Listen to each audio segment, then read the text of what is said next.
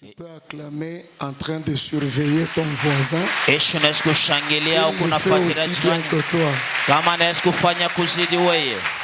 Tu ne surveilles pas ton voisin. Acclame en surveillant le voisin. S'il le fait aussi bien que toi.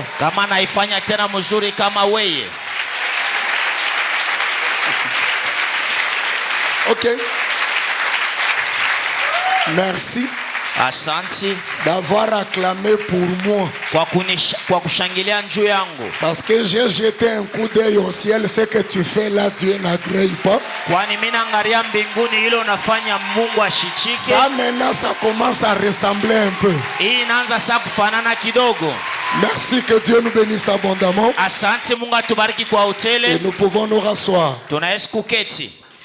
Je bénis le Dieu des cieux, maître du souffle qui nous anime, lui qui a décidé dans son amour souverain que le souffle donc de vie continue de fonctionner au-dedans de nous jusqu'au pendant ce temps. C'est pas parce que nous sommes meilleurs que les autres, simplement que nous avons été bénéficiaires de sa grâce. Merci au pasteur Michel, à son épouse et à ses enfants. Il a jeté les dévolus sur notre modeste personne. Il y a beaucoup de bons prédicateurs ici, de grands hommes de Dieu qui font un très bon travail dans cette ville. C'est un honneur que la main nous ait été tendue pour que nous venions apporter une part d'édification à cette grande manifestation. J'ai beaucoup de reconnaissance envers tous les hommes de Dieu avec lesquels nous avons partagé cette chair. Ézéchiel 37, c'est un grand gibier. Et dans les principes des chasseurs, lorsque vous avez un grand gibier, il faut chercher des collègues et des compagnons avec lesquels vous allez les dépecer ensemble. Toutes les écritures ne se ressemblent pas dans la Bible ici. C'est vrai que ça reste la parole de Dieu. Mais il y a des passages qui peuvent être dépecés rapidement comme un lapin. Une seule personne prend ça, il sert, les gens mangent, il n'y a pas de souci. Mais il y a des passages qui sont des gros gibiers. Il faut chercher des sacrificateurs qui ont des couteaux. Chacun attaque de son côté. On dépece l'animal et on sert le peuple de Dieu.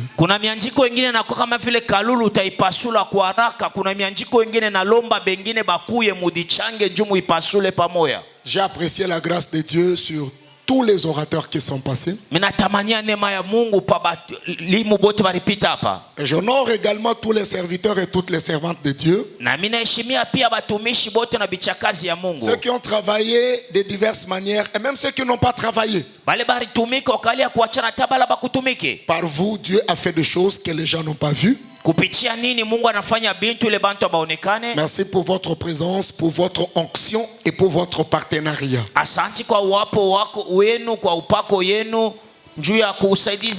Jamais je peux te parler sans te dire merci. J'ai appris à aimer et à respecter l'église. Mon ministère n'aurait pas de sens si toi, église, tu n'étais pas là. Tu me donnes l'opportunité d'exercer le mandat que Dieu m'a confié. Merci pour l'amour. Merci pour l'acceptation. Merci pour la considération. Que le Dieu des cieux dont je suis serviteur s'en souvienne et qu'il vous bénisse richement. Je voudrais donner une instruction ce soir. Je m'efforcerai de parler le plus calmement possible. Je crois que nous avons fait assez d'agitation charismatico-prophético-pentecôtiste. tumika na kivukutu kia unabii na kia kipentekosta. Ce soir, je prie que Dieu m'aide pour que j'opère à travers un murmure doux et léger. Leo naomba Mungu anisaidie nitumike na utulivu yoyote. Certainement que les prophètes viendront peut-être après moi avec les tourbillons. Hakika manabii batakuya kisha mie na hiyo kivukutu. Mais j'ai vraiment besoin de votre attention de façon toute particulière, comme c'était déjà le cas depuis le début, pour que je puisse placer quelque chose en rapport avec ces grands thèmes. Hier, j'ai abordé ce que j'ai considéré comme le développement de cette pensée. Et j'ai commencé à parler de quelques conditions pour que les os revivre. J'ai énoncé la première, c'est de prophétiser sur les ossements desséchés. Ce soir, je donne la deuxième condition, c'est d'obéir au modèle de Dieu pour la restauration. Ézéchiel chapitre 37. Ézéchiel chapitre 37. Évidemment, je commencerai par le verset 3. Mais j'irai directement après cela au verset 5 et au verset 6e. Si vous avez la Bible, je vous prie d'ouvrir pour que nous puissions lire ensemble.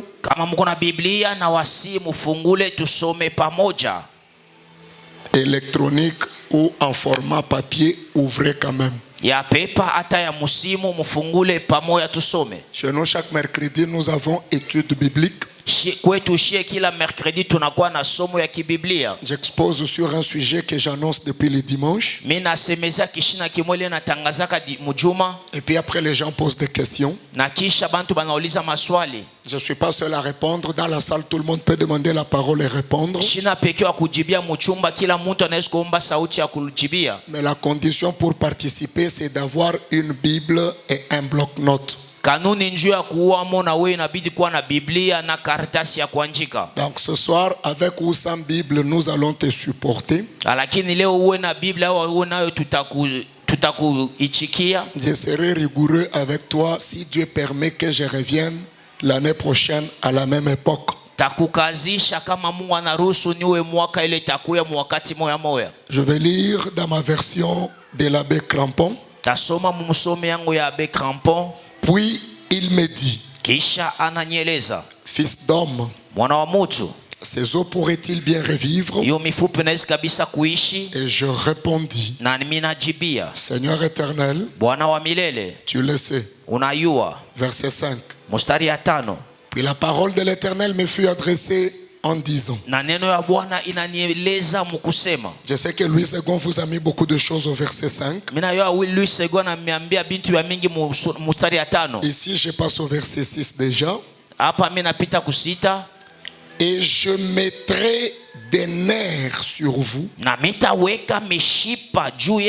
Je ferai croître de la chair sur vous. J'étendrai la peau sur vous.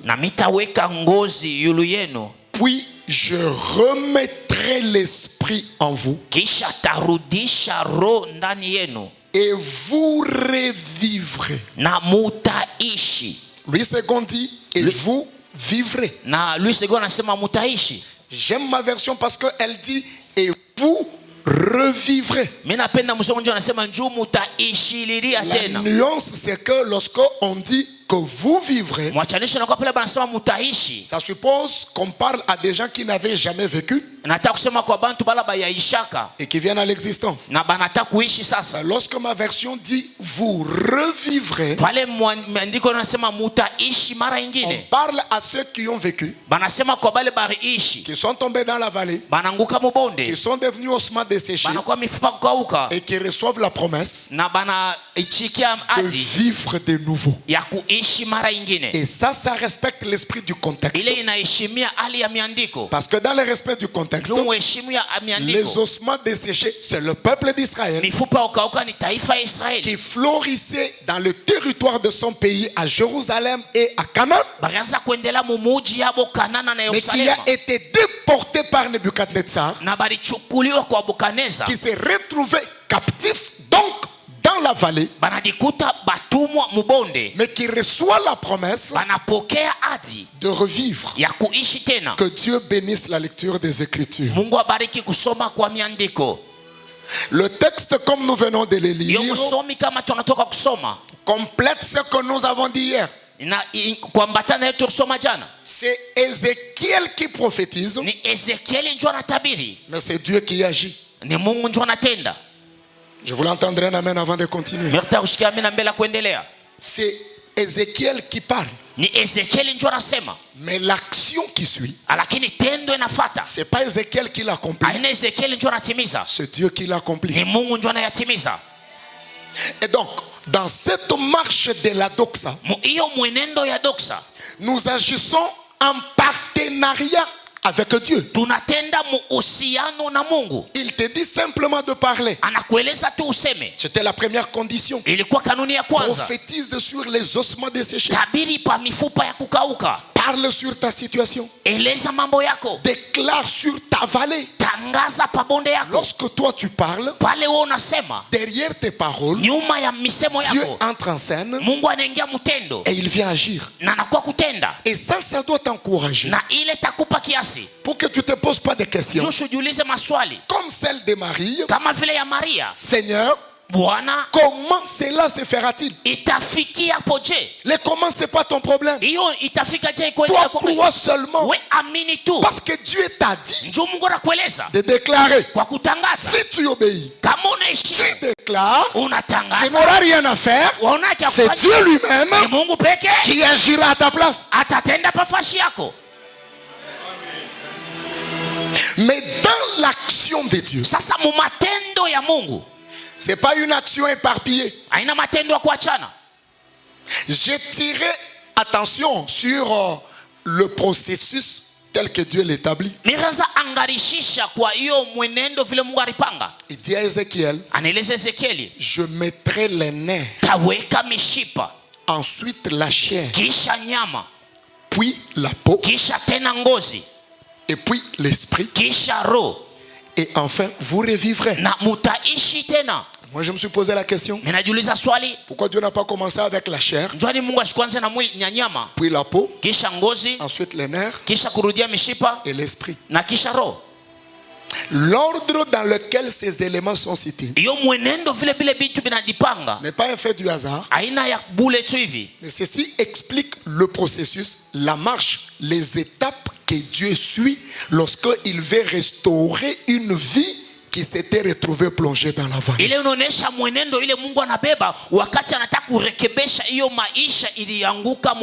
Tu veux que tes ossements revivent. Tu veux récupérer ta destinée. Obéis au modèle de Dieu dans le processus de la restauration. Parfois les méthodes de Dieu nous embêtent, mais c'est ça qui nous conduira au résultat. Toute personne normale qui veut quitter ici pour se rendre en ville doit impérativement descendre, aller en ce sens-là pour aller en ville. C'est pas toujours la même chose avec Dieu. Il peut commencer une marche avec vous pour que vous puissiez aller en ville, mais vous regardez la direction de Bel Air Camp. Ne lui pose pas de questions. Seigneur, la ville n'est pas là-bas. Fais-lui confiance. Continue de le suivre. Toi et lui, vous vous retrouverez en ville. Nous sommes d'une manière ou d'une autre devant des ossements desséchés. Je ne cesse de les répéter, nous souffrons tous chacun en sa manière. Mais le message de cette Doxa 2021, c'est un message d'espoir et un message de réconfort. Je l'ai dit, je vais le répéter. Aucune vallée ne sera éternelle. Après ces temps de vallée, il y a une montagne de gloire qui t'attend. Toi tu prophétises, toi tu déclares, et Dieu entre en action. Mais l'action de Dieu, premier pas, première étape, ça commence avec les nerfs. Parce que les nerfs, c'est la sensibilité. Parce que les nerfs, ce sont les capacités mentales. Nul n'accédera à la restauration si Dieu n'a pas commencé par toucher son mental.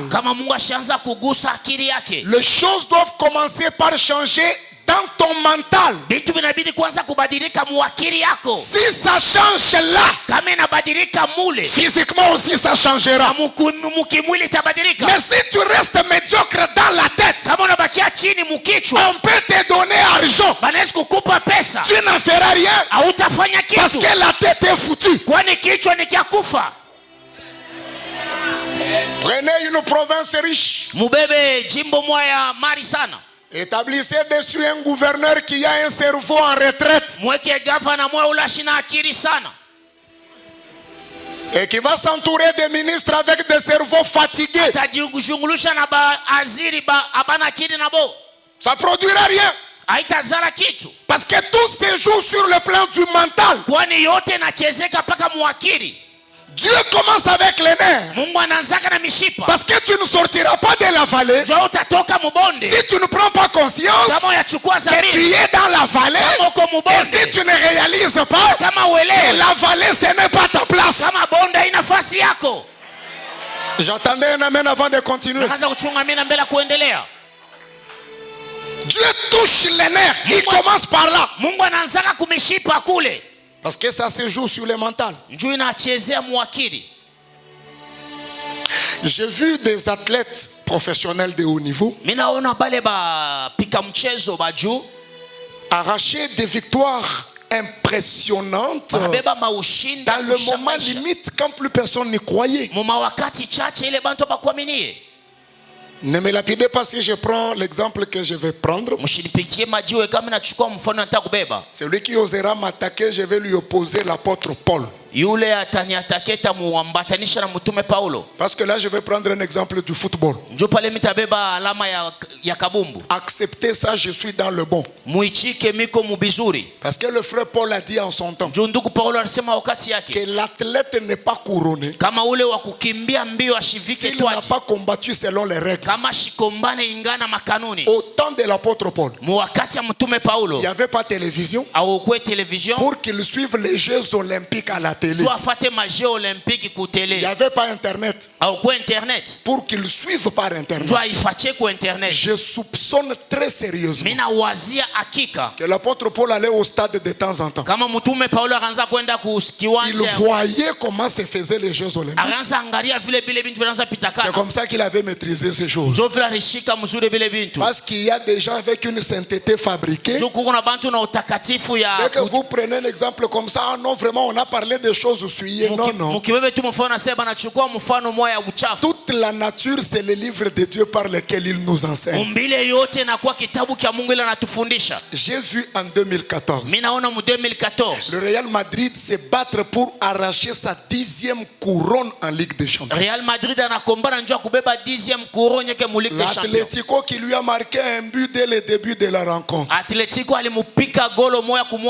Les 90 minutes du temps réglementaire étaient terminées. On a donné 4 minutes minutes du temps additionnel. Banaleta 4 minutes ya temps additionnel. Je voyais Ancelotti qui faisait ça à ses joueurs. Minaona Ancelotti anafanya hivi kwa joueurs. À l'époque, Zidane était son adjoint, il faisait ça à tous les ilo joueurs. wakati Zidane anakuwa joueur na anafanya hivi. Je voyais Ramos essayer 1 minute. Mu 94e minute. Luka Modric frappa un corner. Luka Modric anapika corner. Ramos s'envola dans les airs. Ramos anavuka yulu pale. Il déposa les ballons dans les petits filets. Ceux qui avaient régné pendant 90 minutes se sont écroulés dans la prolongation. Et le Real a gagné 4-1. Ils n'ont pas pu. Le pasteur Didier Seton, il dit, mais les gars, il connaît même le score.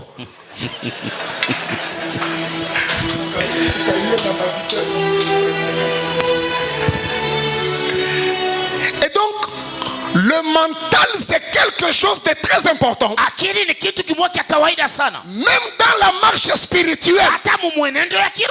Peu importe que tu sois dans la vallée, crois dans ton mental qu'avec Dieu, c'est possible que ça change.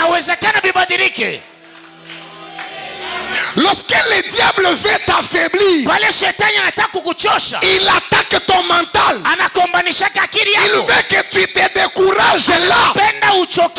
Il commence à te dire que c'est terminé.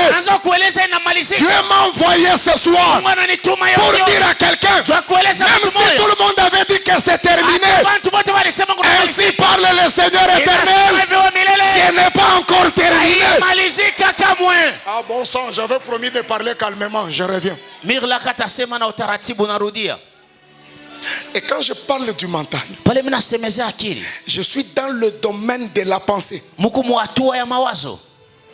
Qu'est-ce qui constitue la pensée? D'après les informaticiens, chaque structure a des périphériques d'entrée et des périphériques de sortie. L'individu humain en tant que structure, il a parmi ses périphériques d'entrée les yeux et les oreilles. Ce que nous voyons et ce que nous entendons, c'est fixe dans notre être sous forme de son et sous forme des images. Cet entrepôt-là, cet emmagasinage constitue ce qu'on appelle les pensées. Donc les pensées, c'est l'ensemble de sons et des images que nous avons accumulées et qui sont entrées en nous à travers ce que nous avons vu et à travers ce que nous avons entendu. Le pasteur Serge a bougé la tête, ça me suffit. Même si toi tu doutes, informaticien bangufu banechika. Et pour exprimer la pensée, le véhicule qui sera utilisé, c'est la parole. Ainsi, par rapport à cette première étape, contrôle ce que tu entends et contrôle ce que tu regardes. D'une manière ou d'une autre, ça t'affecte. Même sans que tu prêtes attention. Regardez les enfants qui sont accros aux dessins animés. De façon irréfléchie, dans la vie normale, ils vont commencer à se comporter comme des dessins animés. Avec les expressions, avec les termes. Regardez les mamans qui sont accros à novelas. Même dans la vie de tous les jours. Comme on a fait kushikia matusha mkinyo wabo, ma chemise na ma pantalon, inekala kama kiloko, ma sengle chaque ya mingi sana. Il y a un frère qui m'avait posé la question, pourquoi dans Novelas il n'y a pas de chemise et de pantalons, c'est seulement tu es cinglé. Ils ont trop de cinglés chez Novelas. On me gala que ma kanjo, on me gala que ma pantalon, ma musha ko yala ma cinglé.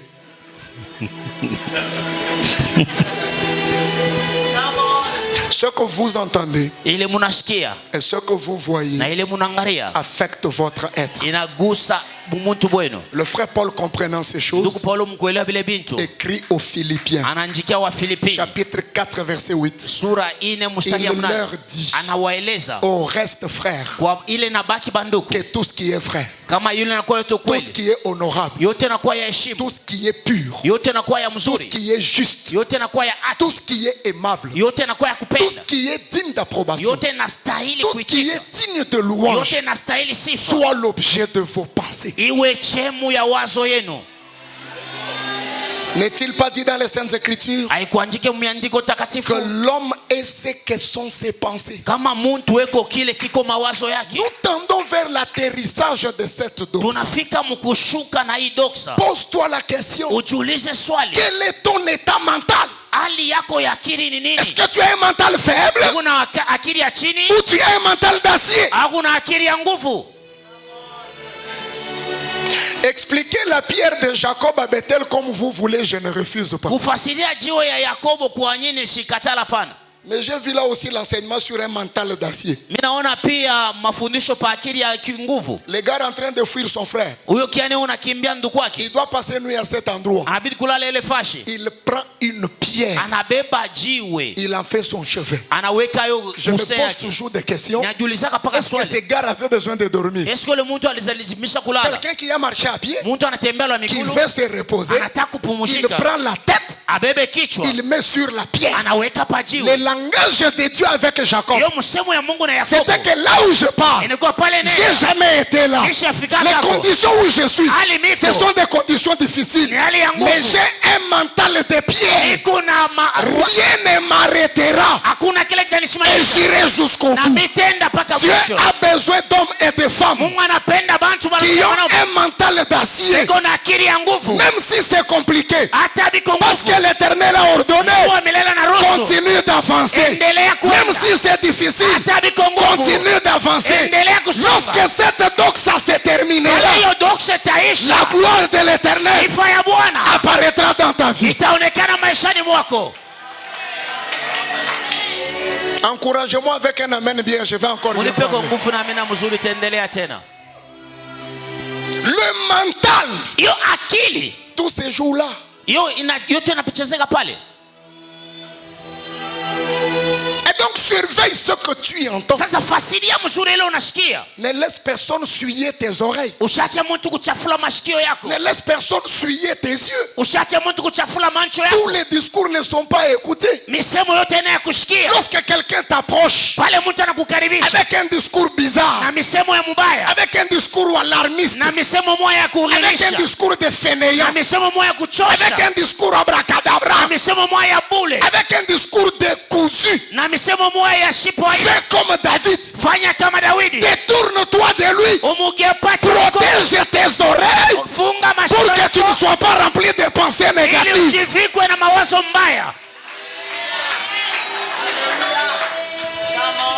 David arrive sur le champ de bataille. Il vient pour se battre. Son grand frère le voit. Il lui enlève les macarons d'acteur. Il lui donne le badge de spectateur. Il dit, je connais ta malice. Tu es venu ici pour voir le combat. David dans son cœur dit non. Je ne suis pas venu pour voir les autres faire. Je suis venu pour être acteur moi-même. Ça c'est pas pour ton voisin, c'est pour toi seul. Je prophétise et je déclare, tu ne seras pas témoin de la gloire des autres, mais tu seras témoin de ta propre gloire. Si ça marchait pour les autres, alors ça marchera aussi pour toi. Si ça n'a marché pour personne, ça commencera avec toi et tu seras l'exception qui va confirmer la règle. Même si dans ta famille personne n'a jamais réalisé ça, garde un mental d'acier. Tu seras le premier à le réaliser. Vous savez, maman va totoko. Beko lourd sana kusele na offrande quand il y a une prophétie qui sort. Amen. Comment ni charisme misha kubapita? Comment ni mahubiri nyebu tamu bunapita, vous ne savez pas bouger. Je vais encourager quelqu'un. C'est pasteur Pati qui a dit ça. Je crois. Si tu ne fais pas mieux que ton père, tu as raté ta destinée. Donc, ma famille, père Azara ministre, père Azara grand homme d'affaires, vous avez des gros défis parce que Bareza Likolo. Donc, on est place papa tika makam. Bunda. Kombana. Oh, père Azala PDG. Oh, baba alikuwa PDG. Père Azala DG. Baba alikuwa DG. Oh, père Azala ministre. Baba alikuwa mwaziri. Père Azala gouverneur. Baba alikuwa gavana. Bunda. We kombana. Il y avait un défi Bareza Likolo. Mwana kibuchoko inabidi upande yulu. Depuis que le président ici est venu, le 5e ici, un jour, j'ai fait un songe. J'étais avec lui, on parlait. J'ai dit à maman Priscille, j'ai fait un songe. J'étais avec le président. Elle dit à toi aussi. Fais ce que tu fais, on a un gouverneur, un bourgmestre. J'ai dit, bon, moi j'ai rêvé. Un autre jour pendant la journée, j'ai encore rêvé, on était avec lui. J'ai dit à maman Priscille. Elle dit, frère, tu dis bien que c'était un rêve. Et puis ça fait quoi? Tu as rêvé? Et quand tu t'es réveillé là, vous étiez avec lui.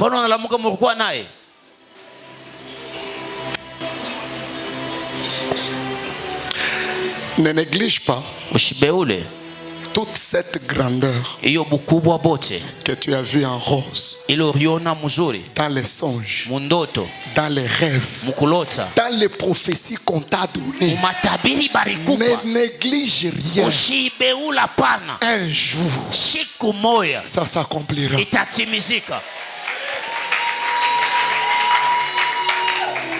Quand le président annonce les consultations,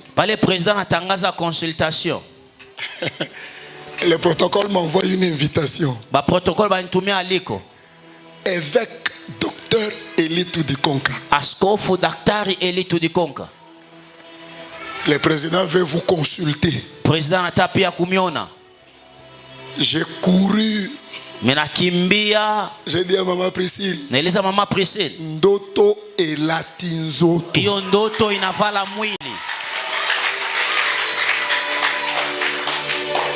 Je crois que si je réfléchis très bien, moi, mon père a rencontré seulement un commissaire sous-régional.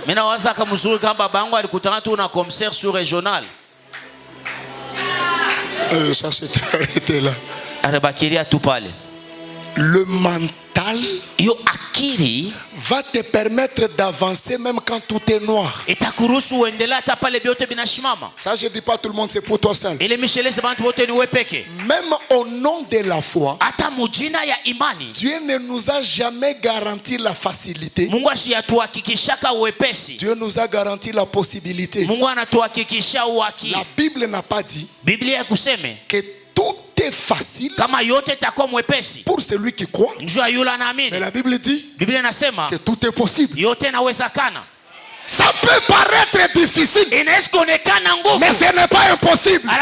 Si tu as un mental fort, tu affronteras cette vallée-là.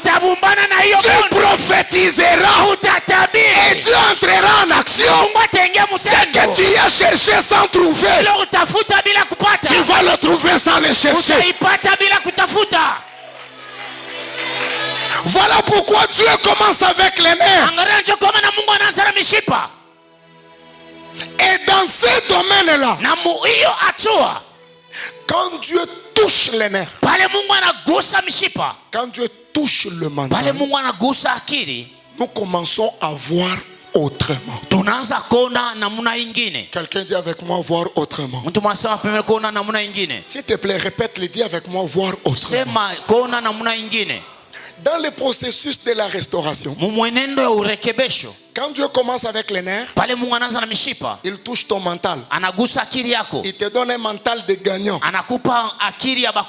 Tu crois et tu espères même contre toute espérance. Même quand tout est noir, tu crois que c'est possible. Même si rien n'avance, tu crois que ça changera. Et à ce moment-là, tu commences à voir autrement. Tu ne sortiras pas de la vallée. Tes ossements ne revivront pas si tu ne vois pas différemment de tout le monde. Pendant que ton voisin fait semblant, j'ai vu Moïse qui a dit Amen à haute voix. Vous connaissez ce verset et vous l'aimez. Du livre d'Exode chapitre 14. Exode chapitre 14. Comme Pharaon et ses troupes poursuivaient Israël, le peuple poussa des cris. Ils crièrent. Moïse leur dit, tenez-vous tranquilles et vous verrez la délivrance que l'Éternel va vous accorder en ces jours. Suivez le verset qui vient. Car ces Égyptiens que vous voyez aujourd'hui, vous ne les verrez plus jamais. Quand j'ai entendu ça, je me suis approché de Moïse. Je lui ai posé la question. Et toi et Israël, vous êtes au même endroit. Pourquoi tu ne dis pas que ces Égyptiens que nous voyons, nous ne les verrons plus? Moïse me dit non. Moi, mon mental a été touché. Je vois différemment du peuple. Lorsque le peuple voit les Égyptiens, moi je ne vois pas les Égyptiens. Je vois le Dieu du buisson ardent qui m'avait dit que Israël sortira de l'Égypte et il entrera à Canaan. Lorsque Dieu touche ton mental, là où tout le monde fera un obstacle, toi tu verras une opportunité. C'est ta manière de dire Amen qui m'étonne.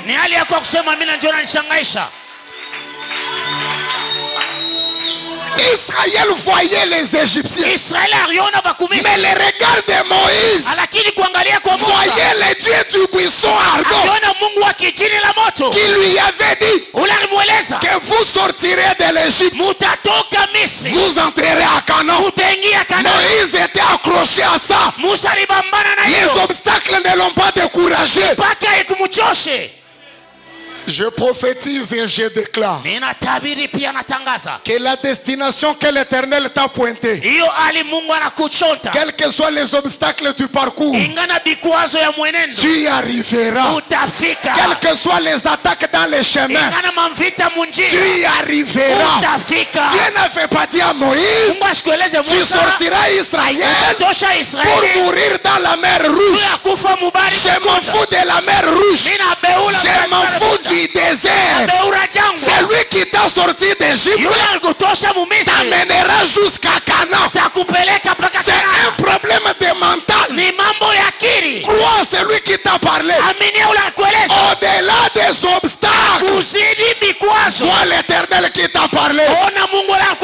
La doxa n'est pas un mirage. La doxa n'est pas une utopie.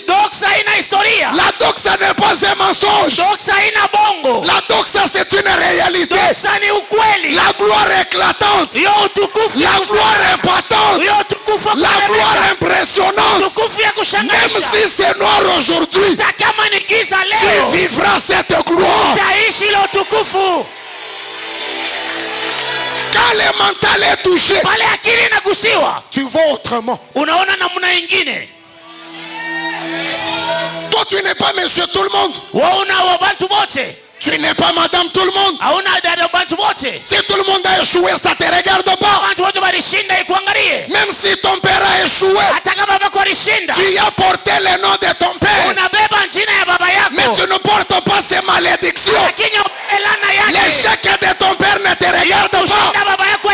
Ce soir, change ton mental et l'Éternel changera ta situation. Donnez-moi un amen bien, je vais accélérer. Je m'en ai pas un amen takatifu nibiseme bien. Amen. Même si ta mère était la 18e femme de ton père, ça te regarde pas. Peu importe la manière par laquelle tu es venu dans ce monde. Aiguise ton mental. Même si tu es sorti d'une famille comme celle du prophète Mouyayaken, où lorsqu'on fait la proclamation de la sorcellerie, sa famille risque de passer avec mention grande distinction. Aiguise ton mental. Dieu ne te fait pas d'une bénédiction sans histoire. Je reprends. Dieu ne te fait pas d'une bénédiction sans histoire. J'insiste. Dieu ne te fait pas d'une bénédiction sans histoire. Parfois tu te poses la question, pourquoi ça traîne jusqu'à maintenant? Ça traîne jusqu'à maintenant parce que c'est costaud. Amen. Amen. Regardez maman souris. Angalia maman souris. Et maman éléphant. Na maman éléphant. Les biologistes savent et les anatomistes. Ba biologiste na ba anatomiste banayua. Maman rameba. Uyo mama souris eko chini. Elle donne les petits. Anazalia chini. 24 heures après. Kisha 24 heures. Elle est capable de concevoir et préparer la prochaine progéniture. Anaweza kuchukua uzito na kutayarisha uzazi ingine. Elle peut se moquer de maman éléphant. Anaweza kuchekelea mama éléphant. Et dire que moi maman rat. Asamie mama rat. Je fabrique les enfants comme le petit pain dans la boulangerie. Batoto kama mikate mboulangerie. Ça sort matin soir. Banatoka asubuhi na magharibi. Maman éléphant. Mama éléphant. Il faut attendre une année. Inabidi kuchunga mwaka mzima. Elle ne sort pas deux. Elle ne sort pas trois. Elle ne sort qu'un petit. Maman éléphant va dire à maman rat, fabrique tes petits comme tu veux. Même s'ils sont 48, lorsqu'ils atterrissent, la terre ne sent rien. Mais après une année, lorsque mon bébé sort, il fait trembler la terre. Je viens dire à quelqu'un ce soir, ceux qui étaient visités avant, Banazala tumampanya. Kisha hii doksa. Yes. Kibaraka kiako. Amen. Kitatenkesha ulimwengu. Amen. J'ai dit kitatenkesha ulimwengu. Amen. Tellement c'est costaud. Tellement c'est du lourd. Tellement que ça pèse. Ça va faire trembler la terre. Que personne ne t'intimide. Que personne ne te minimise. Que personne ne t'insulte. Parce qu'ils étaient bénis avant. Parce qu'ils se sont mariés avant. Parce qu'ils ont percé avant.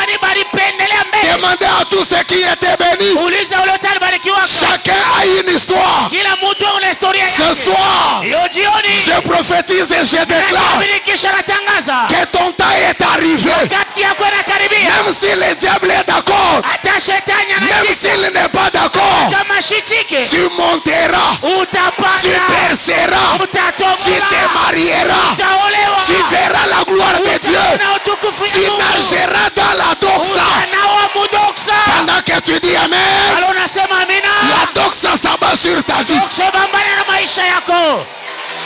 Asseyez-vous, je continue l'enseignement. J'avais promis de parler doucement, je reviens. Quand le mental est touché, tu vas voir autrement. On peut te traiter de fou. Parce que ce que tu verras sera différent de ce que tout le monde aura vu. Ce qui a marqué la différence entre David et le reste du camp d'Israël, c'était la vision différente. Pour tout le peuple d'Israël, Goliath était un obstacle. Mais pour David, Goliath était un tremplin. Goliath était une opportunité. J'ai aimé ce que le pasteur Mouya a dit. hier. J'ai aimé ce que le pasteur Michel a dit le premier jour que je suis arrivé. Quand il a fait sa prière ici, j'ai aussi une prière semblable. Dans ma prière là, je supplie Dieu. Je pleure même. Je lui dis, Seigneur éternel, mon papa d'amour, s'il te plaît, augmente le nombre de mes ennemis. Ça c'est ma prière. Je supplie Dieu chaque jour. Je lui dis, papa, fais-moi grâce. C'est quoi cette grâce-là? La multiplication des ennemis. J'ai lu dans les Écritures un texte qui dit que l'Éternel, le Dieu de Doxa, il a une identification pour tes ennemis. Il prendra tes ennemis pour en faire ton marchepied. Ça signifie quoi? Si tu as peu d'ennemis, ou qu'on a qu'un escalier kafupi, parce que le nombre d'ennemis va déterminer la hauteur des escaliers. Si tu as peu d'ennemis, ou qu'on a qu'un escalier kafupi, si tu as beaucoup d'ennemis, tu as aussi beaucoup d'escaliers. Quand tu commences à monter sur chacun d'eux, le Seigneur t'élève de plus en plus haut. Ce soir, je vais te prêter ma foi. Si tes ennemis se multiplient, ne te lamente pas. Si on commence à te haïr davantage, ne pleure pas, ne te plains pas. Considère que Dieu veut te faire du bien. Parce que le nombre de tes ennemis, ça sera la taille de ton escalier. Ce soir, je prophétise et je déclare que tous les ennemis de ta vie deviennent les escaliers de ton élévation. Apprends à juger les choses autrement. C'est à cette condition-là que tu sortiras de la vallée et que tu pourras monter, aller plus loin. Quand les nerfs sont touchés, à ce moment-là, tu es capable de voir autrement. Deuxième étape, en cette deuxième condition, après les nerfs, Dieu redonne la chair. Dans l'esprit de ma méditation, la chair ici parle de la santé physique. Ça te servira à quoi? D'avoir la promotion, d'avoir l'argent, d'avoir des opportunités. Si tu n'as pas la santé, le diable a neutralisé plusieurs personnes en s'attaquant à leur santé physique. C'est quoi ces histoires-là? Hypertension à ton âge là, hyperglycémie, oh diabète type B, tu as sorti ça où? Hyperglycémie, diabète inatokea wapi? Ce soir, toutes les manœuvres du diable pour détruire ta santé avec des maladies maléfiques, nous les refutons au nom de Jésus-Christ. Dieu te veut en bonne santé. C'est en bonne santé que tu prêcheras. C'est en bonne santé que tu prophétiseras. C'est en bonne santé que tu régneras. C'est en bonne santé que tu te marieras. Quand Dieu vient restaurer, il restaure ta santé physique. Tu dois être en bonne santé. Tu dois être en bonne santé. Seulement si ce soir tu n'étais pas venu. Moi, votre frère, par la grâce de Dieu, j'ai vu des maladies avec nom et sans nom disparaître par la grâce de Dieu. Je crois à la guérison par la prière. Je crois à la guérison par la prière. J'ai vu des cancers disparaître.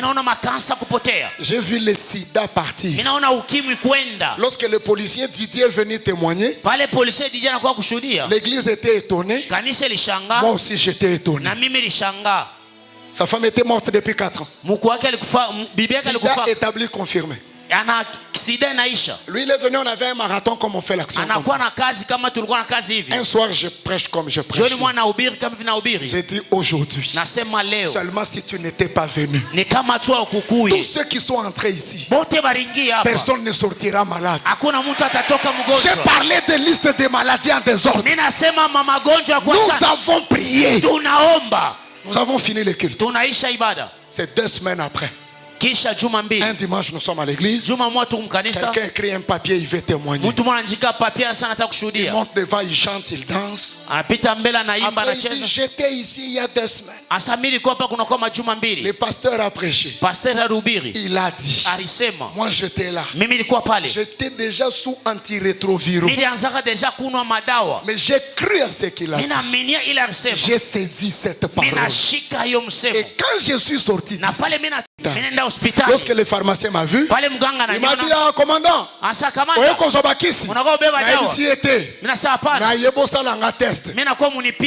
le médecin lui dit, quel test? Toi tu es sous rétroviraux.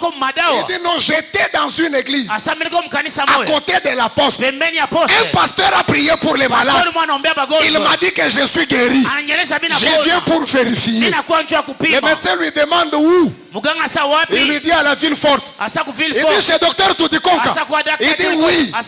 Le médecin dit bon, si c'est lui, ça vaut la peine qu'on vérifie. On a fait les tests négatifs. On a fait à la clinique Miba, négatif. Il est parti chez les protestants, négatif. Il est parti à Cancel, négatif. Il est revenu chez le premier médecin, négatif. Il a gardé tous ces résultats-là. Il a demandé à ses médecins de lui faire une attestation de guérison.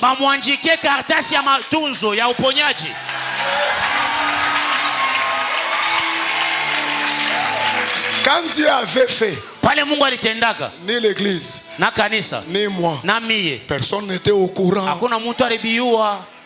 Donc c'est pas moi, c'est le gars là. Il n'est pas resté en Mbujimayi. Il est ici. Ce soir, même si je ne te touche pas, je ferai une déclaration. Tu seras guéri au nom de Jésus. Moi je ne suis pas de ceux qui attendent seulement le ciel.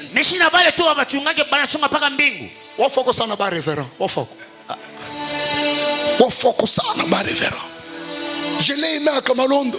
Je l'ai aimé encore à Kamalondo. Deuxième, il lui-même connaît. Toi tu as un problème avec moi? Ça te dérange de dire que moi j'aime révérend réussite et il connaît ça? Interprète. Ça,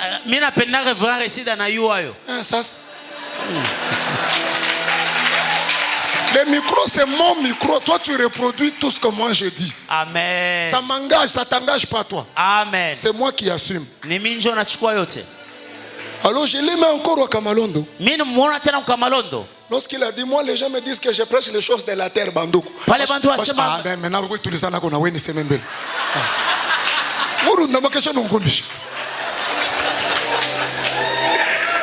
Alors il dit Bandoukou,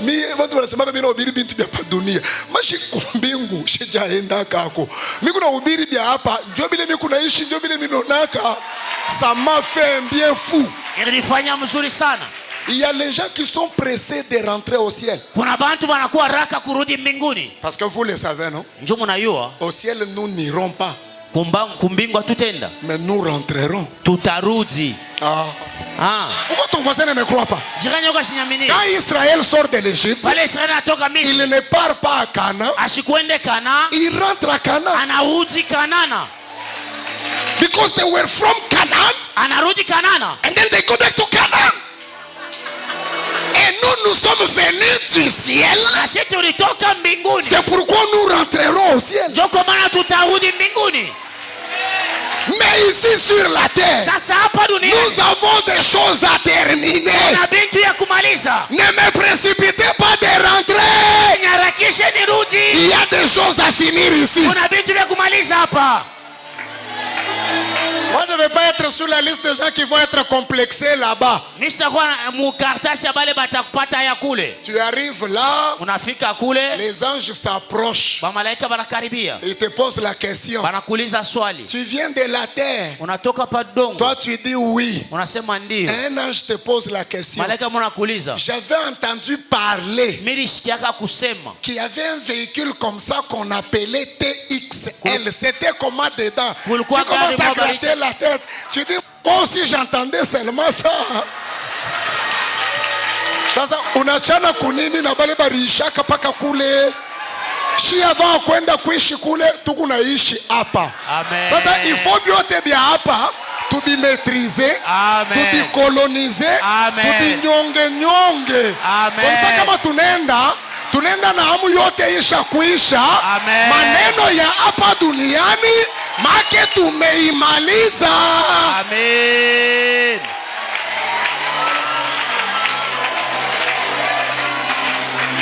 Même si on n'a pas encore été là, par référence, même par ce que nous lisons dans la Bible, nous soupçonnons qu'il y a une excellence et une élégance et une beauté déconcertante au ciel.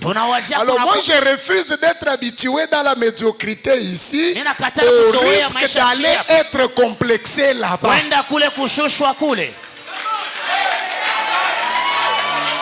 Je crois en ta santé. Cette maladie ne te tuera pas. Parce que sur la croix du calvaire, Jésus s'est écrié, tout est accompli. Pendant que je parle ce soir, les meurtrissures de Jésus ont la même puissance que ce vendredi-là, lorsqu'il criait sur la croix.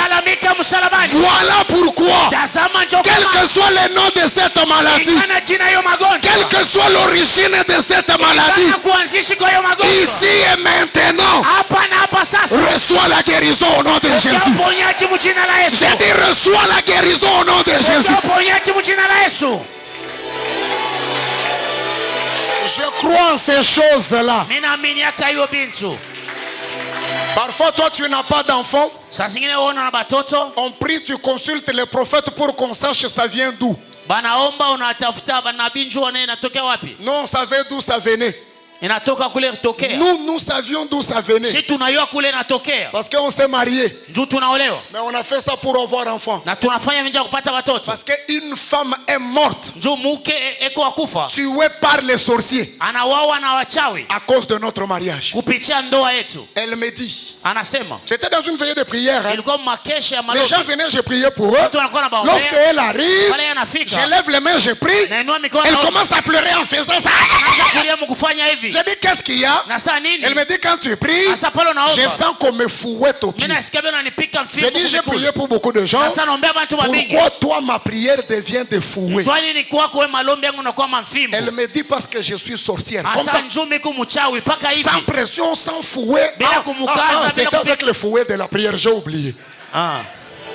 Alors après culte on s'est mis, elle m'a raconté 2843 choses. Parmi ces choses-là, elle dit j'ai reçu une mission de tout faire pour que vous ne puissiez pas vous marier. Si vous vous mariez, les sorciers vont me tuer. J'ai dit le tout faire là, tu vas faire comment? Elle dit je peux tuer ma cousine, ou bien je peux te tuer toi. J'ai dit non, moi je suis un undertaker. Moi je suis un revenant. Moi je suis un revenant. Nakufana c'est quoi? Et toi tu peux pas me tuer. Et puis ta cousine tu peux plus la voir. Parce qu'elle est déjà protégée dans mon alliance. Je l'ai exhorté, je lui ai dit. Répands-toi, viens de notre côté, Jésus va te protéger. Elle me dit non, j'ai tellement peur des sorciers que j'ai décidé de tenter ma chance. Alors je lui ai dit, commence à faire la répétition de mourir, parce que nous on va se marier et toi tu mourras. Et nous nous sommes mariés un samedi, le 16 mai. Il est 16 mai. À la soirée, j'ai dansé avec elle. Mais quand on dansait là, elle savait. Moi aussi je savais. Lundi le 18. 17h. Elle entre dans la maison. Prendre un couteau pour éplucher un citron. Elle tombe. Sa mère suit. Elle dit à sa mère, je meurs à cause du mariage du pasteur et de ma soeur. Comme je meurs à cause de leur mariage, pour que baone mtoto pakamina fufuka. C'était cette dernière parole. Et elle est décédée. Ne vous en faites pas. Une année. Oui. Deuxième année. Oui. Donc les enfants ne venaient pas. On savait qu'il y avait quelqu'un qui nous a promis avant de mourir. Quand madame conçoit 1 mois, 2 mois et sopani. Au nom de rien. Si tu es là, avec des avortements injustifiés, karibu ikuaribishie na bukweri, yaitu utazala mjina la Yesu. Amen. Et puis elle en a eu une autre. Pour la première fois, il est arrivé à 3 mois. Elle a fait une appendicectomie aiguë. Le médecin a opéré. La grossesse a résisté à l'appendicectomie. À 5 mois, ma femme a fait malaria 60 croix. Sa fiche est à la fraternité chez Dr Ngoyi Chisebambouchima sur l'avenue de la mort. Allez vérifier. C'est l'avenue Chilomba surnommée l'avenue de la mort parce que moko ma bar ya mingi sana na ma complication ya mingi. 5 mois. Alors moi je suis à la montagne. À la montagne de Djikunji. Je suis dans une grotte. Je prie. On m'appelle. On me dit il n'y a pas moyen. Le processus est enclenché. Il faut que tu viennes parce que maman va avorter. J'ai répondu. Je ne viens pas.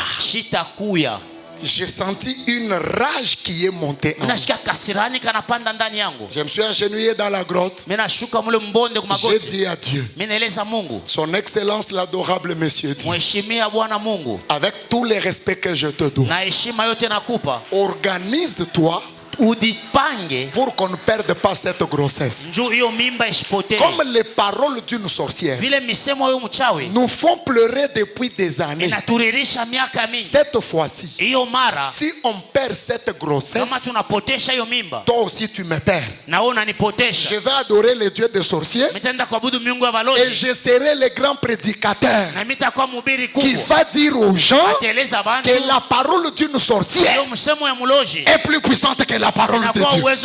Si tu ne veux pas qu'on en arrive là, organise-toi dans toute ta divinité qu'on ne perde pas cette grossesse. Je disais avec larmes, avec rage. Juste ça, et vous savez quoi? Dieu a eu peur de me perdre. Il savait que Doxa 2021 aura besoin de moi comme orateur. Le matin, on m'a appelé. On a dit non, non, papa, l'évolution est bonne. Katoto kenye karikuwa presse njo akuya. Tunafika 9 mois kuya kasema kuya we. À 9 mois, l'enfant ne veut plus venir. Kanengia na mudi mois. Karikuwa kuzarikoka na 11 mois. Ah bon? Et puis Dieu a fait grâce. Mungu anajalia neema. Na bantu kwake ba 4 basha kumfuata. Amen. C'est Dieu qui nous a visités. Ni Mungu ndio anatupekua. Si tu es ici, kama uko hapa, tu gémis pour la même chose. Unalia njoo mambo moya Les moya. 5 que Dieu t'a donné, Ile Mungu alikupa. les 5 que Dieu t'a donné, Acha ile Mungu alikupa. les mamelles que Dieu t'a donné, ce ne sont pas des jouets. Aina ya kucheza nayo. L'Éternel t'a donné ça pour que tu puisses allaiter. Je prophétise et je déclare 9 mois à partir de maintenant, tu y allaiteras au nom de Jésus-Christ. Il y a un Dieu dans les cieux qui écoute la prière et qui console les cœurs brisés. Le diable utilise la maladie afin de déranger notre destinée.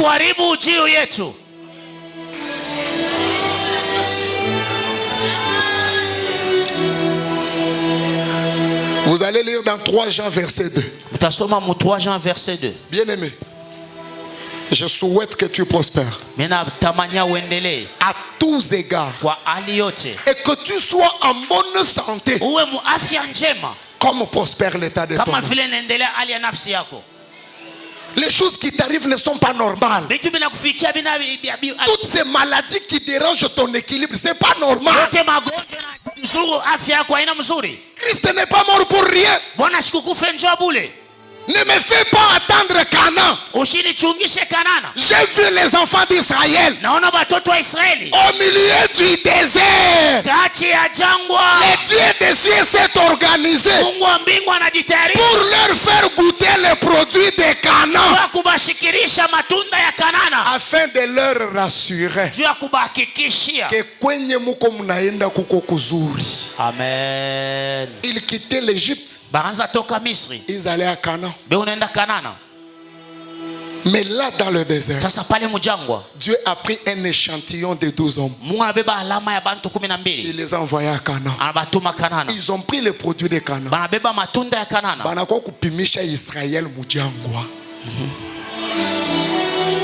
Kwa ajili bakikishe kama kwenye tuko tunaenda kuko kuzuri. Amen. On ne peut pas continuer à avancer avec Dieu comme ça, bien avancer. Il faut que Dieu nous rassure.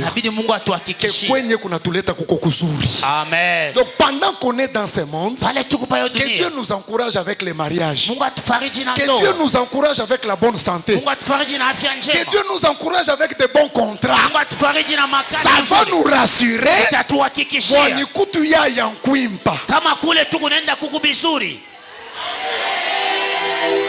Mukanana ni tubwela. Mukanana tutaingia. Kadi kunginji janu mukanana tu. Sasa ushinichungishe mukanana pa. Anchi janu muchihelewa. Hapa miko hapa mujangwa. Ndabuisha koku mamuma amukanana. Unipimishe kwa matunda ya Kanana. Bwanjaji kanikutu ya yankwimpa. Juni hakikishe kama kule tukunenda ni kuzuri. Dieu doit nous encourager. Mungu anazikutufariji.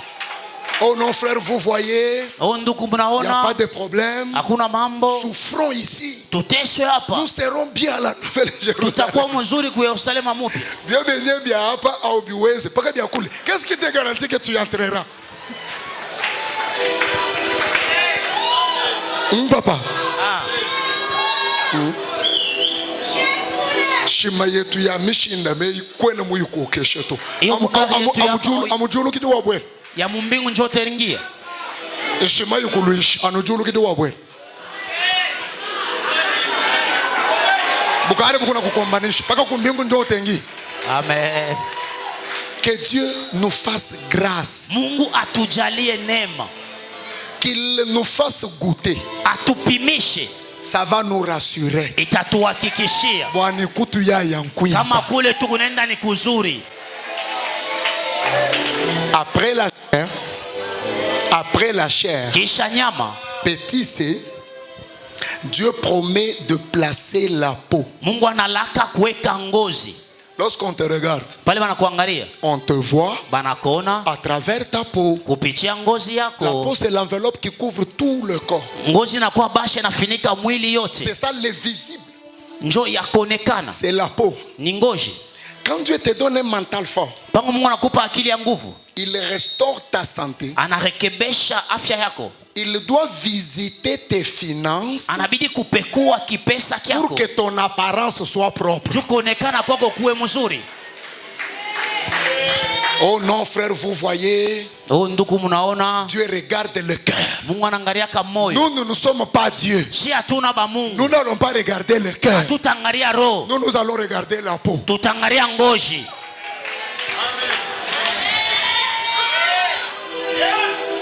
Vous savez, quand je pense au pasteur Michel, parmi les choses qui me passent à l'esprit, l'élégance et la propreté. Je ne l'ai jamais vu habillé wassa. Quand il fait, c'est sérieux.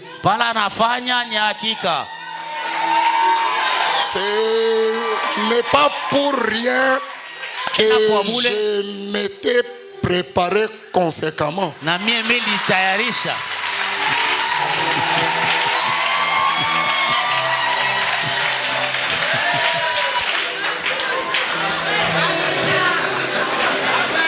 Terminé de rire, je vais continuer. Le rire est thérapeutique. Je n'ai pas péché. Vous sentez qu'il donne de la valeur à son office, à ce qu'il fait là. Les gars là, non. Dieu l'a créé avec un beau corps, il est costaud là comme un basketteur américain, il est élégant. Et quand il entre dedans là, vous sentez que oui, moi Naoumé y est roulé. Ouais, chunga, apa, l'ouatan bien zédu. Toi ici, tu veux porter seulement les actes, frère. Les œuvres, tous nous les porterons là-bas. Amen. Oh non, papa, vous voyez, nous devons porter les œuvres. Bien, c'est dit, portons les œuvres.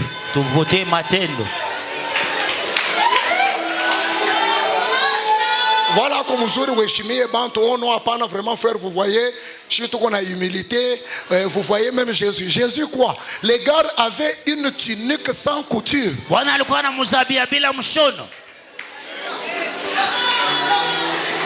Vous savez, dans ces affaires de Dieu, nous attirons les gens par beaucoup de choses.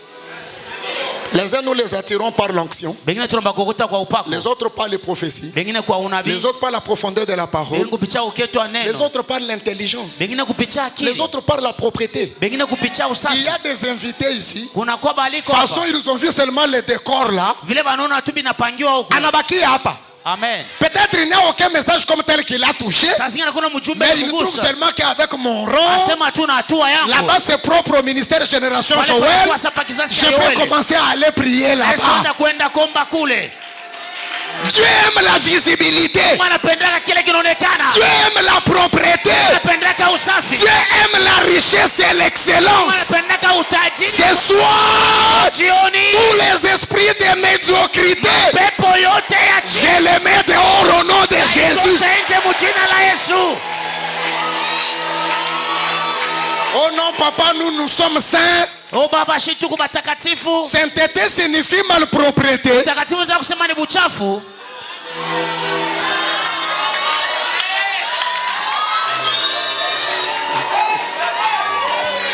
Dieu touche la peau, l'apparence, la visibilité. La visibilité. Visibilité. Ah, visibilité.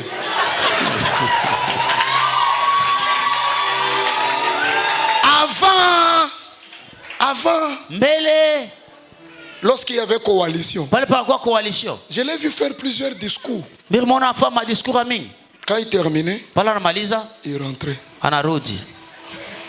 Ce jour-là, lorsqu'il dit, j'annonce la fin de la chose là, il termine au retour. Vous sentez qu'il y avait un poids qui l'a secoué. Nous ne sommes plus esclaves. Christ nous a rachetés. Quand tu marches sur la terre, marche majundama. Piétine bien la terre. Ne marche pas en tremblant. Ça appartient à ton Père. S'il t'a laissé sur la terre après le salut, c'était pour que tu domines la terre. Pendant que ton voisin fait semblant, Adam dit amen à haute voix. Dieu l'a créé. Il l'a placé dans le jardin pour qu'il le domine, pour qu'il le cultive et pour qu'il l'assujettisse et qu'il le multiplie. Ce soir, au nom de Jésus, comme tu es encore sur la terre, tu multiplieras, tu régneras, tu domineras.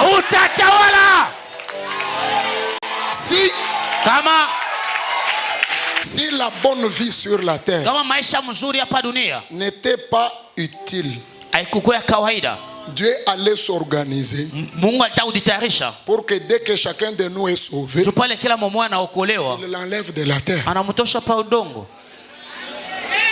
Et on a pour que nous puissions régner, que nous puissions dominer. Il y a des choses que l'argent peut résoudre. Bina diminuer na ma requête mon cahier ya intercession. Ça diminue même les requêtes dans le carnet de l'intercession. La chose là qu'on appelle argent, ça peut faire réveil à l'église. On a diminué dans ma requête pour cahier ya intercession. Amen. Je termine. Une période d'embouchement avant de prier pour vous. Une période d'embouchement. Il y avait un frère. Il aimait Dieu, ce frère-là. J'avais donné son témoignage chez Pasteur Chipam. Mon fils là, a 10 000, il a reporté chaque 3 qui il a eu un marché. Lui connaît l'histoire. Un blanc l'a appelé. Il lui a dit, tu me cherches les diamants de la qualité qu'on appelle Bikalakasa. C'était une qualité de diamant qui n'était pas très en vue. Alors cet homme lui a dit, tu m'apprêtes les Bikalakasa. On ne discute pas les prix avec toi. On pèse. Et moi j'achète $10 par carat. Pendant ce temps-là, à Chitenga, à quelques 15 km de Mbujimayi, Bikalakasa bibojojokamu, $1.50 ni $2 par carat. C'est $1.50 ni carat mbiri. Le frère allait là-bas, il achète, il amène chez les blancs, les blancs donnent $10 par carat. Il a fait quelques tours lui-même. C'était sa récompense pour son sacrifice là. Après avoir fait quelques tours, il est venu me voir. Il dit, pasteur, toutes les dîmes qui augmentent ici, je vais faire participer mes frères. On fait une réunion avec tous les trafiquants à l'église. Vous abandonnez toutes vos qualités de diamants là. Tout le monde allait chercher les bikalakasa. Alors les frères disent, vous m'amenez vos bikalakasa, on ne discute pas les prix. Je pèse $5 par carat. $5 par carat.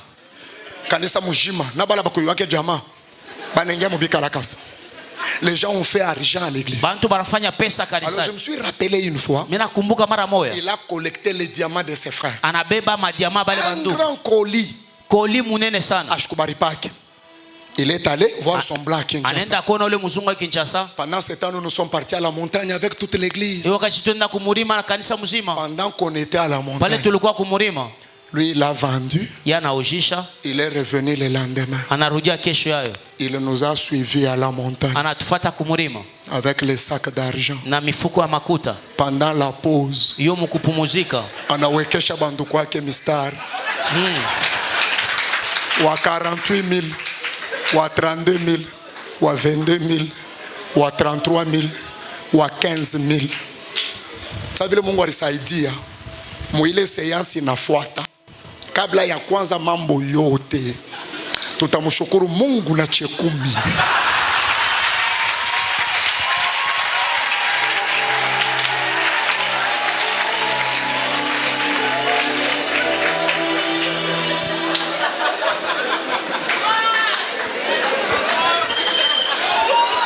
Bon, ça va, comme ça, mine biache. Hein? Ça y est, batutabiri. Ça y est. Les gens se sont exécutés avec une joie déconcertante. Sasa louange ile ilifuatia kisha beaucoup toa madimu. Maintenant, on va louer le Seigneur pendant 5 minutes. Et puis nous allons donner la requête de la prière. On a entonné la chanson. Nous avons chanté pendant 2 heures. La chanson n'arrêtait pas. Alors j'ai dit, en ma qualité de l'ange établi, considérant la joie de l'esprit répandue parmi le peuple, je prophétise et je déclare que Dieu a écouté notre prière.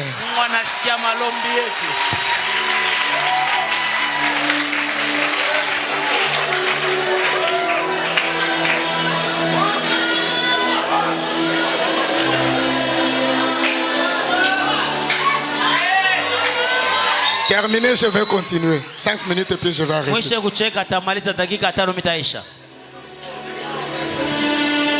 L'évangile est gratuit. Mais l'évangélisation demande des moyens. Nous avons besoin d'hommes riches à l'église. Nous avons besoin de femmes riches à l'église. Nous avons besoin de beaucoup d'argent à l'église. Nous avons besoin de gens qui ont la clairvoyance, un esprit souple, qui adhère à l'excellence et qui croit à la richesse. Ça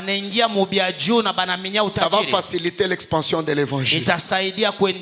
J'ai rencontré l'évangéliste. Tu me demandes comment je sais qu'il a dépensé 100 000. Il a sacrifié 2000 cochons pour qu'une âme soit sauvée. Je suppose qu'un cochon coûte $50.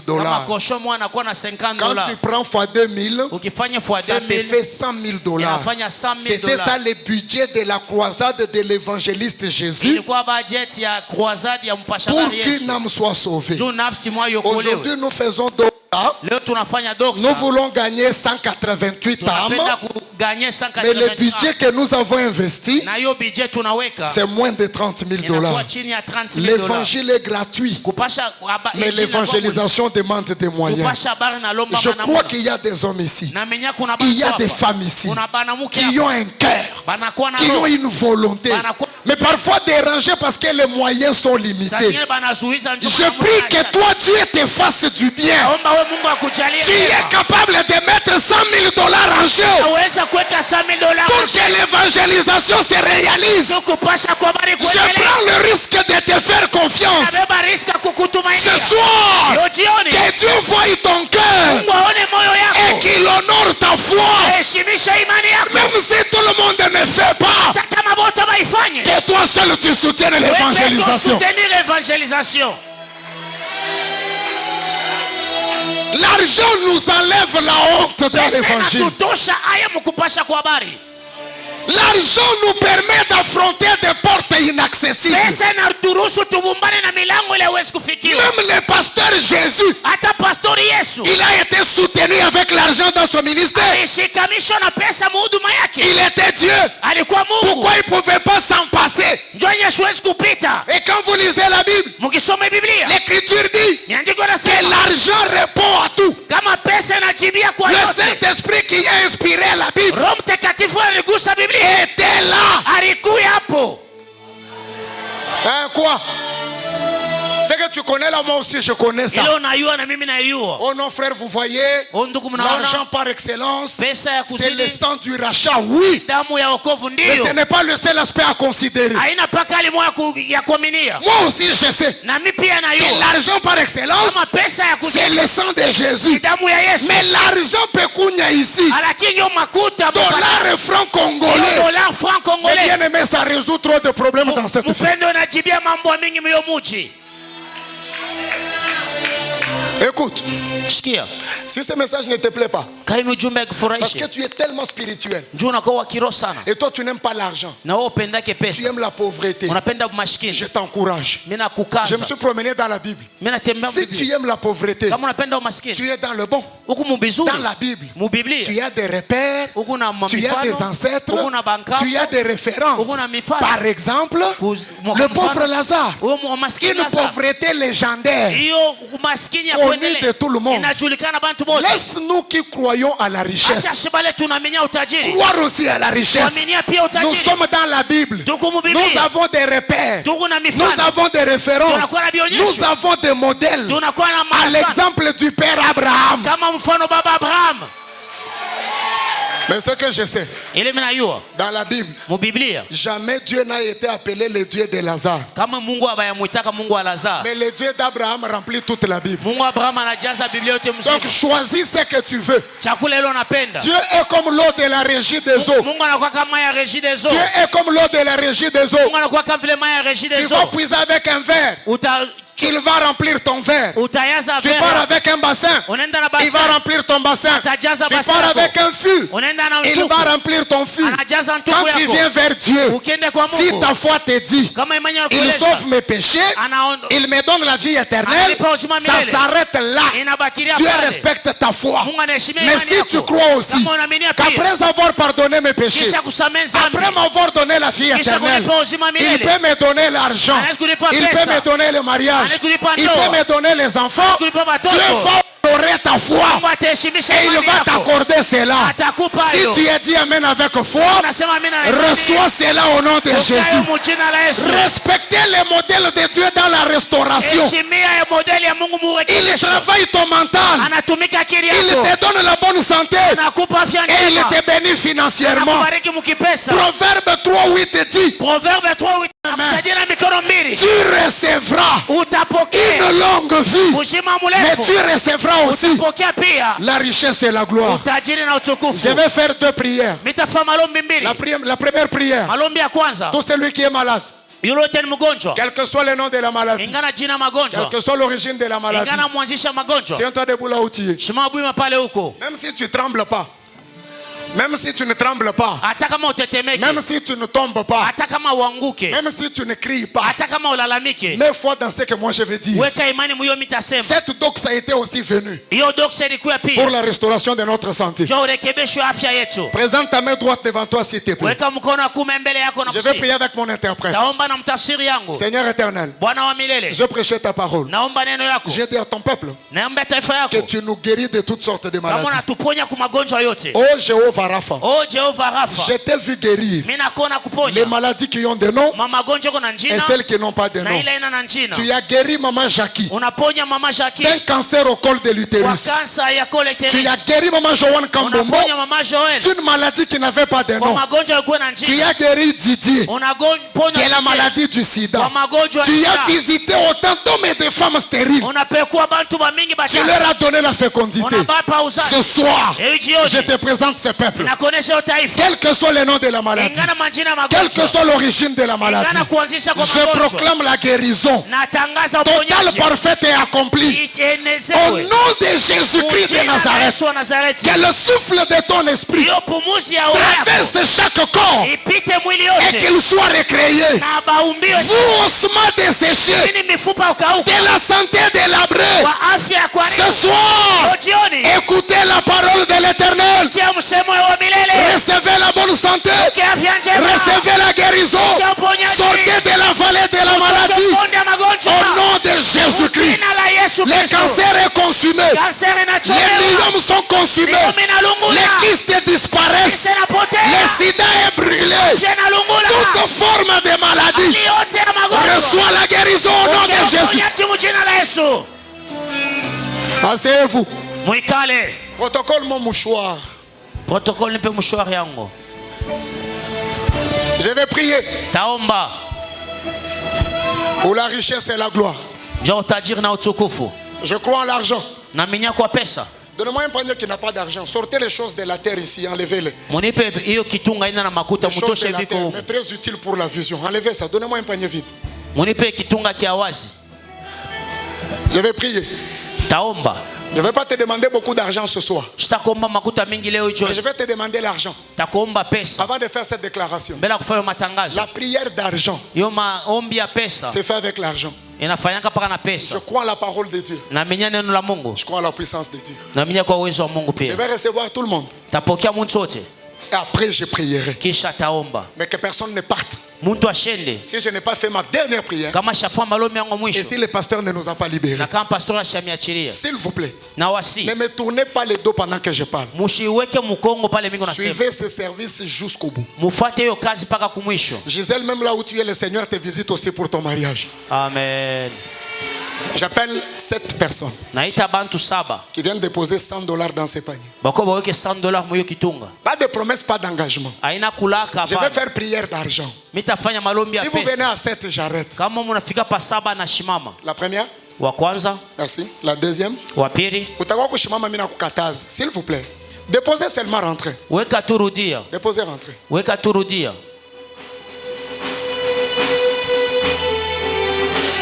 Merci. J'appelle 10 personnes qui vont déposer $50 dans ces paniers.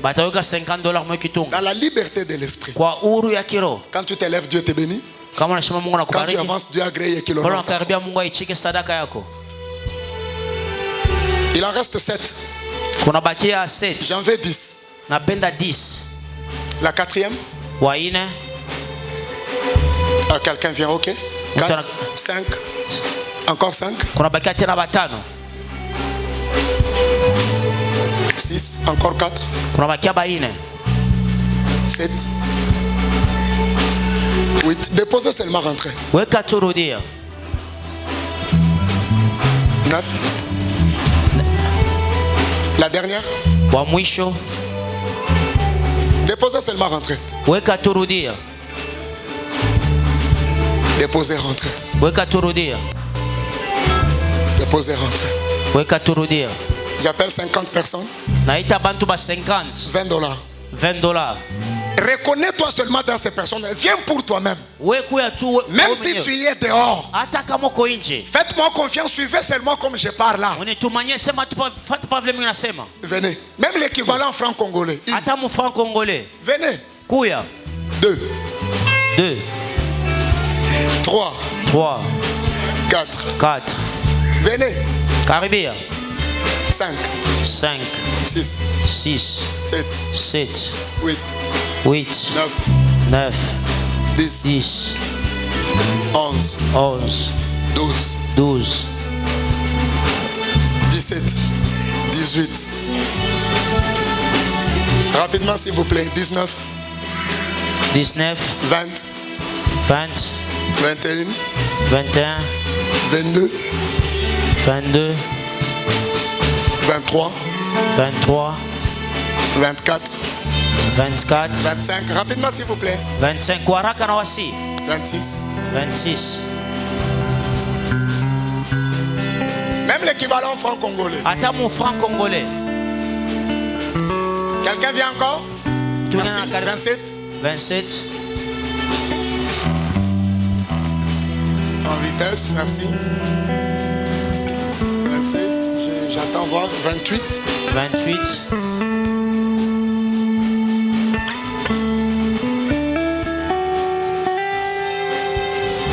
Merci. 29. 30. 31. 32. 33. 34.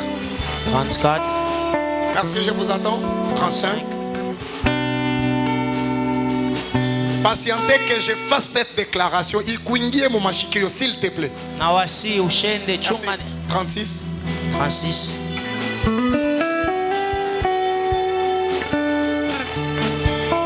Gloire au Seigneur. Merci. $10. C'est ta participation à cette prière. Je ne fais pas la prière d'argent sans argent. Je fais la prière d'argent avec l'argent. $10, 20 000 francs. Venez. $10, 20 000 francs. Venez.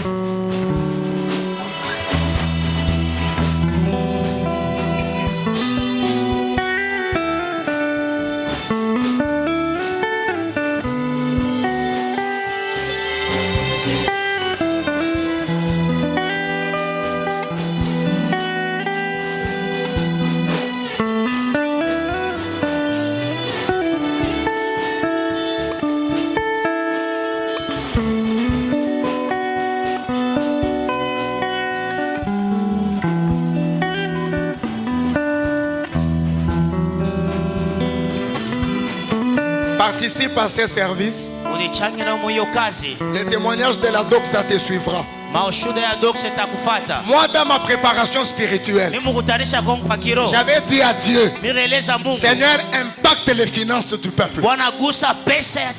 J'ai cru en cette prière. Je te fais également confiance pour que tu sois participant de cette grâce.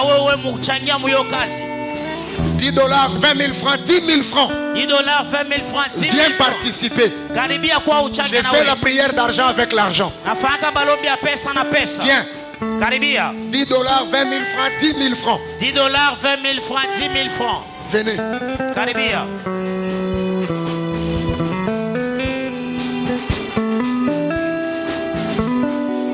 Tu ne connais pas ce que ça peut déclencher.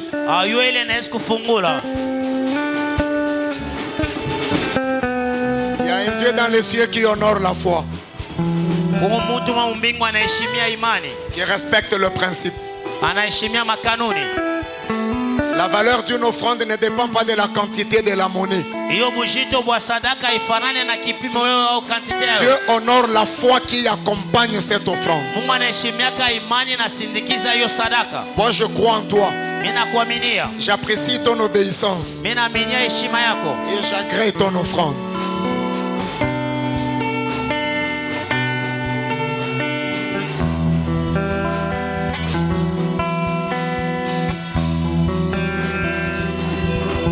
Viens participer à ces services. Je vais te permettre de ne pas rater. 10 000 francs, 5 000 francs. 10 000 francs, 5 000 francs. Viens déposer. Tu dois participer à ces services. Mais ne pars pas après avoir déposé, attends que je fasse cette déclaration.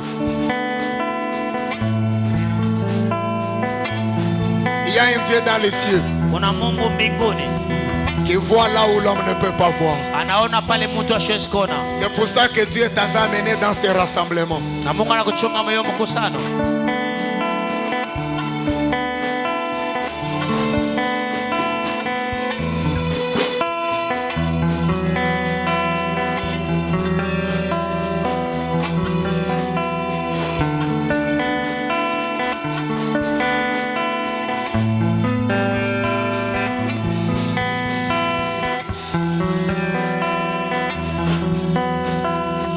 Restez patient pour que je fasse la prière. Il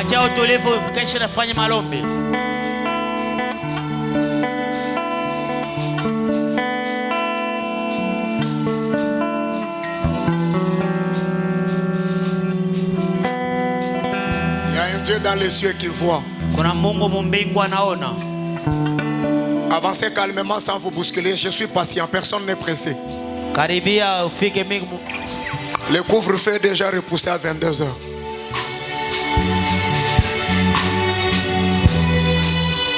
Gloire au Seigneur.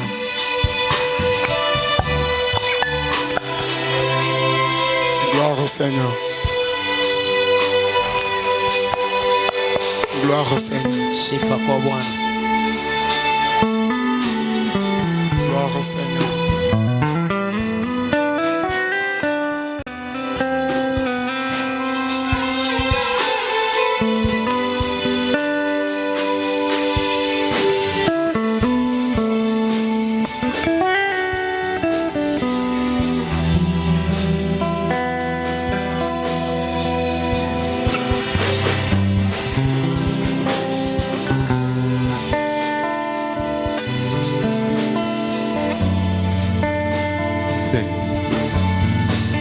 Merci. Merci. Alors voici ce qu'on va faire. Je vais prendre 2 minutes. Je prierai pour chacun de vous à travers ces sacrifices. Mais avant de faire ma déclaration, je fais une pause. pour que le pasteur nous donne la suite de programme. Alors vous restez patient. Quand c'est terminé, je vais remonter pour faire ma prière, afin de ne pas perturber la fin de programme selon ce que le programme prévoit. Tu allais faire une grande impactation dans les finances de ton peuple. J'ai cru en cette révélation. Et ce peuple a réellement cru à cette déclaration. Chacun est venu se connecter à la mesure de ce qu'il pouvait avoir sur place. Je te présente ce sacrifice qui a été donné pour accompagner cette prière. Alors je te supplie, Seigneur éternel, ouvre les grandes portes et les grandes opportunités. Que les grands contrats soient signés au nom de Jésus. Que de grandes nominations surprennent ton peuple au nom de Jésus. Que de grands projets d'investissement aboutissent au nom de Jésus. J'appelle l'argent par les 4 vents des cieux. Je les mets à la disposition de ton peuple. Aussi vrai que tu nous gardes encore sur la terre, que l'argent soit esclave de ce peuple au nom de Jésus Christ. Ouvre les écluses des cieux. Répands sur ce peuple ta grâce et ta faveur, comme la rose de l'Hermon et l'huile de la montagne de Sion, de sorte que ce qu'ils ont cherché sans trouver, qu'ils le trouvent sans les chercher. Aaron avait reçu mandat de venir le peuple. Ce soir Aaron n'est pas là. Tu me fais ce privilège. Je lève cette main sur ton peuple. Montez sur l'autel de ta fidélité et de ta sainteté. Je prophétise et je déclare que l'Éternel vous bénisse et qu'il vous garde. Que Yahweh tourne vers vous sa face et qu'il vous accorde le repos. Partout où vous passerez, que l'argent vous croise. Que vos richesses se multiplient et qu'elles servent à la gloire de Dieu. Que vos greniers puissent surabonder d'abondance. Et que la main de l'Éternel accompagne chacune de vos actions. Je le déclare avec foi et conviction. Au nom de Jésus-Christ. Merci Seigneur. Est-ce qu'on peut acclamer Jésus? Veuillez vous asseoir un moment. On vous avait dit qu'il fallait attendre la dernière bénédiction. Mais vous êtes en train de partir. Donc vous n'avez rien compris. Attendez la dernière bénédiction. Nous sommes déjà à la fin.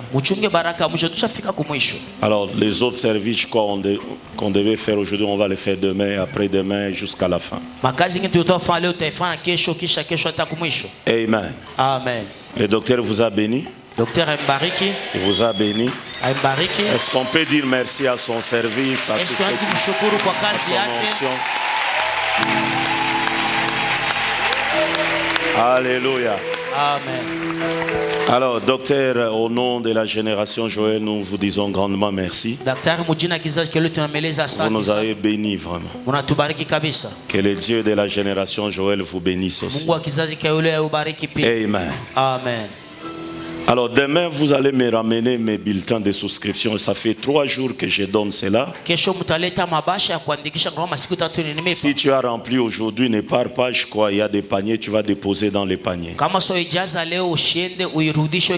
Alléluia. Amen. Alors je vais demander aux officiels de regagner les salons. Nous sommes arrivés à la fin. Ne t'en fais pas, demain, après-demain, il y aura le service prophétique et Dieu va nous bénir encore. Amen. Frère Moïse, tu peux venir. Attends, tu reçois la dernière bénédiction. Mon âme te bénit, car je sais que tu es là. Mon âme te bénit, mon âme te bénit. Mon âme te bénit, que tu es là. Oh, yeah. Te bénis, mon âme te bénit. Nous allons prier, nous allons prier. Ferme tes yeux, lève ta main. Mon âme te bénit. Répète avec moi une seule fois. Oui, le bonheur et la grâce m'accompagneront tous les jours de ma vie. Et j'habiterai dans la maison de l'Éternel jusqu'à la fin de mes jours. Yahweh Shammah, Jéhovah, je suis en train de prier. Père Tout-Puissant, je suis en train de prier pour ce peuple qui est venu vers toi. Tu as émis le désir de rencontrer ce peuple. Père, arrive à le rencontrer, Seigneur, aussi, alors qu'il est en train de rentrer à la maison au nom de Jésus. Que ta puissance, que ta paix et que ton onction les accompagnent. Que le sang de Jésus les couvre, ô Dieu, afin qu'à jamais et à tout jamais, qu'ils soient soutenus par toi et qu'ils disent oui, le bonheur et la grâce est en train de m'accompagner, Seigneur. Je bénis ce peuple au nom puissant de Jésus. 3 fois nous disons Amen.